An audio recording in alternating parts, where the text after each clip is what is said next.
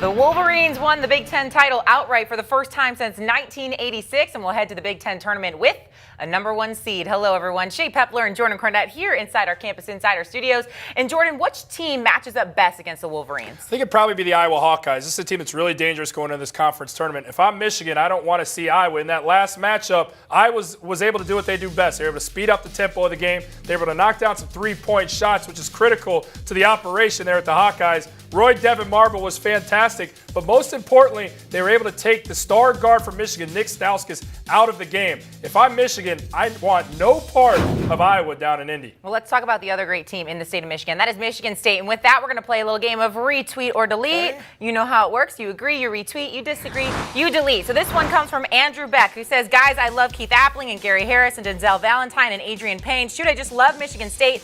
Final four or bust. Jay, retweet or delete? Now, Andrew, I almost want to retweet it. I almost do, but I'm like Juan Pablo up there at that final rose. I'm not ready to commit quite yet. I'm going to delete this. Why? Because, yes, Andrew, I do love Keith Appling, but I don't love an injured Keith Appling. Keith Appling, prior to the wrist injury, was averaging about 15 points per game.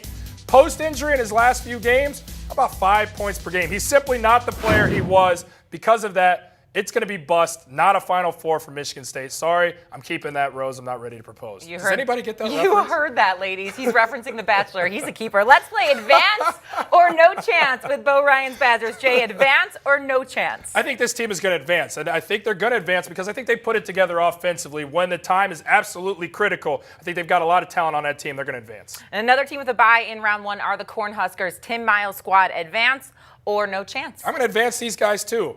For one reason, Teran Petaway, I think he's a conference's player of the year. He's been phenomenal. If he doesn't get that award, there's something wrong with the committee picking for it. Cornhuskers have won 8 out of their last 9. Let's talk Buckeyes now. They take on the Boilermakers in round 1. Advance or no chance? No chance. And the Buckeyes, defensively what they do is fantastic. I think Aaron Kraft is rightfully so the best defender in this conference, but there's too many problems with that offense. They're too deficient offensively. They can't get it done. No go-to guy. No chance. Richard Pitino and the Gophers, they take on Penn State. Your thoughts? No chance. Only because they run into Wisconsin there in one of those games. So they win one, but ultimately they run into the buzzsaw that is the Badgers. I think no chance. My Indiana Hoosiers, they go up against the Illini. Advance or no chance? I think they advance. Woo-hoo! You'll be happy to hear this one. I think they win a few games simply because this tournament's in their backyard. I think they'll have the 6th man behind them. That'll propel them to at least 1, maybe 2 wins. Who knows? Maybe they run the table and get an automatic berth. Now, wouldn't that be something special? Hold your horses. I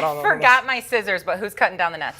Who's cutting down the nets? A lot of choices here, and a lot of people are probably not going to agree with my choice, but I think it's the Wisconsin Badgers. I think they have next-level talent on that team, and Sam Decker. I think Josh Gosser is one of the conference's best defenders right behind Aaron Kraft. I think they're going to start knocking down some shots. Ben Bruss is going to dial down from distance time and time again. And how about Nigel Hayes coming off the bench? A true 6th man giving that bench production.